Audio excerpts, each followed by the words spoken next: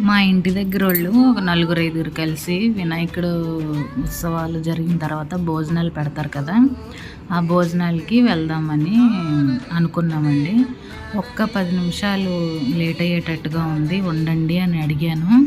వాళ్ళేమో అబ్బబ్బో! భోజనాలన్నీ అయిపోతాయి. మీరు తర్వాత రండి అన్నట్టుగా వెళ్ళిపోయారు. నాకు కొంచెం బాధగా అనిపించింది. అయ్యో! వెళ్ళలేనేమో అనేసి.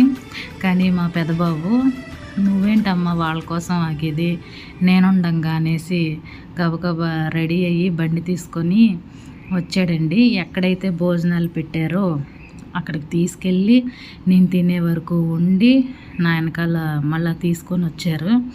నిజంగా ఇలాంటి పిల్లలు నా పిల్లోడని గొప్ప కాదు కానండి, ఇలా బాధ్యతగా బిహేవియర్ చేసే పిల్లలున్న ప్రతి తల్లి అదృష్టవంతురాలేనండి.